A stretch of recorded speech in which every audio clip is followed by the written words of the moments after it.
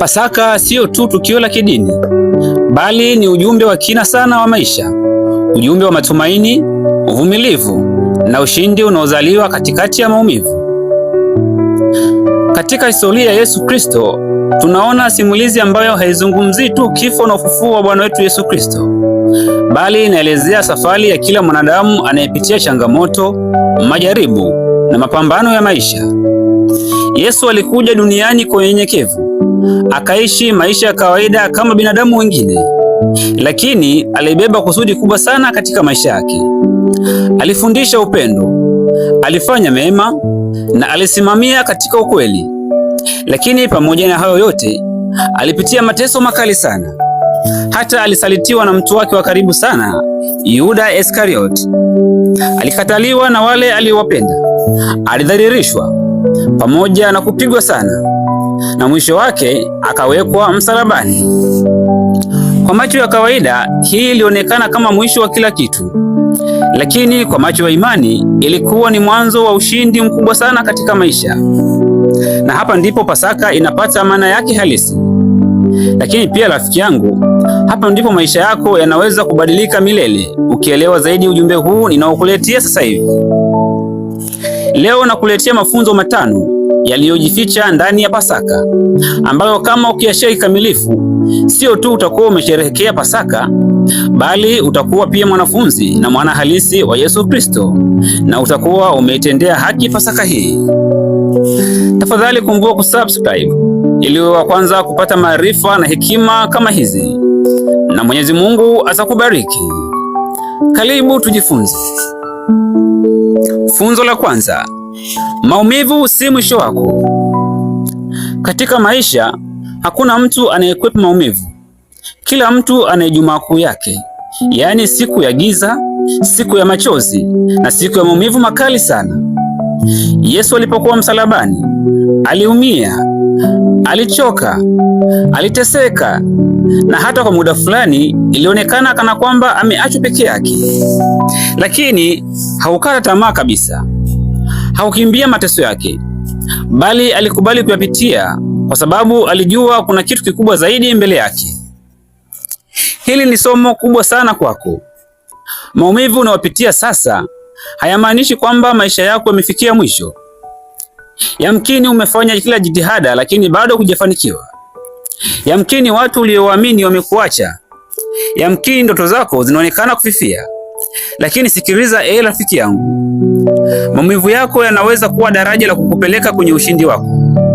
Kama ambavyo Yesu alipitia maumivu, na ndivyo hivyo unapaswa wewe kupitia maumivu ili kufikia ushindi. Na kama Yesu asingepitia msalaba, basi asingefikia ufufuo. Na kama wewe hujapitia changamoto, huwezi pia kupitia mazuri ama kujua nguvu iliyo ndani yako. Hivyo usiogope maumivu rafiki yangu, bali yapokee kama sehemu ya safari ya maisha yako, kwa sababu kila maumivu yanafunza na kila funzo linaandaa ushindi. Funzo la pili: kila mwisho huwa ni mwanzo mpya. Baada ya kifo cha Yesu Kristo, watu walikata tamaa kabisa. Walidhani kila kitu kimekwisha. Ndoto zao zilionekana kana kwamba zimezikwa pamoja naye. Lakini siku ya tatu, kitu kisichotarajiwa kilitokea. Hatimaye Yesu alifufuka. Na hii ni ishara kubwa sana. Inamaanisha kwamba Mwenyezi Mungu ana uwezo wa kubadilisha kile kinachoonekana kana kwamba ni mwisho kuwa mwanzo mpya. Na katika maisha yako, inawezekana kwamba ulipoteza kazi, lakini hii inaweza kuwa pia ni fursa ya mwanzo mpya. Yamkini ulipata hasara. Hii pia inaweza kuwa ni somo la mafanikio zaidi katika maisha yako. Yamkini ulianguka. Hii pia inaweza kuwa hatua kubwa zaidi ya kukuinua wewe. Watu wengi hukata tamaa mapema kabla ya siku ya tatu ya kufufuka haijafika. Rafiki, usiache safari yako wala usifanye ishie katikati. Kumbuka kwamba mwisho unaoona leo unaweza kuwa mwanzo wako kesho yenye mafanikio makubwa sana. Hivyo usikate tamaa, bali endelea kupambana hata wakati wa kufufuka ufike. Funzo la tatu: nguvu iliyo ndani yako ni kubwa zaidi kuliko unavyofikiri. Yesu hufufua kwa sababu ya watu waliomzunguka, wala Yesu hakufufua kwa sababu ya bahati tu, bali alifufuka kwa sababu ya nguvu ya Mungu iliyokuwa ndani yake. Na hapa kuna ukweli ambao bado wengi hawautambui. Yamkini wewe pia una nguvu kubwa ndani yako. Ndani yako una uwezo wa kuvumilia hata pale unapochoka. Ndani yako una uwezo wa kuamini hata pale ambapo hakuna matumaini. Ndani yako una uwezo wa kuinuka hata baada ya wewe kuanguka mara nyingi. Lakini nguvu hii haionekani mpaka uamue kuitumia. Watu wengi wanakaa wakisubiri msaada wa nje, wakati jibu lipo ndani yao tayari. Rafiki yangu, amua leo kuacha kulalamika. Amua leo kuanza kuchukua hatua.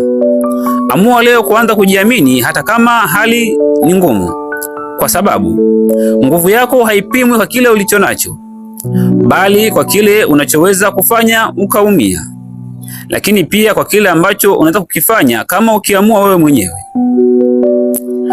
Funzo la 4: msamaha huleta amani na uponyaji. Moja ya jambo la kushangaza zaidi katika maisha ya Yesu ni hili: hata alipokuwa msalabani aliwasamehe waliomuumiza. Hii siyo nguvu ya kawaida rafiki yangu, bali hii ni nguvu ya kipekee sana. Na hapa ndipo watu wengi wanapokwama, kwa sababu wanabeba maumivu ya zamani, chuki, hasira pamoja na majeraha ya moyoni. Lakini ukweli ni huu: chuki ni mzigo pekee unaokuumiza wewe mwenyewe na siyo aliyekuumiza. Pasaka hii yatufundisha kuachilia, kusamehe waliokuumiza, kusamehe waliokusaliti, kusamehe hata wale waliokatisha tamaa. Wewe wasamehe tu, wasamehe tu. Wasamehe si kwa sababu wanastahili, hala hasha. Wasamehe kwa sababu wewe unastahili amani. Msamaha sio zawadi kwa wengine, bali ni uhuru wa nafsi yako wewe mwenyewe. Funzo la 5: maamuzi ya leo ndiyo huleta matokeo mazuri ya kesho. Rafiki, kama ambavyo Yesu Kristo aliamua kuacha mbingu pamoja na kiti cha enzi pamoja na vyote vilivyo vizuri huko mbinguni ili aje kuwakomboa wanadamu na kuikomboa nafsi yako, hata wewe leo amua kuachilia mambo mengine na ufocus kwenye kitu kimoja leo kitakachokuletea matokeo chanya kesho. Leo kubali kuvaa nguo za kawaida tu, ili hiyo pesa uifanye kuwa budget ya kununua kiwanja pamoja na kujenga nyumba na kufanya vitu vingine vitavyokuletea maendeleo zaidi. Halafu siku kijipata, utakuja kuvaa vizuri kama ambavyo leo Yesu Kristo anaketi katika kiti cha enzi upande wa kuume wa Baba yake. Pasaka hii siyo hadithi ya zamani tu kuhusu Yesu Kristo, bali ni mwaliko wa kuanza maisha mapya leo. Rafiki yangu, usisubiri kesho. Usisubiri hali iwe nzuri. Usisubiri watu wa kuamulia cha kufanya.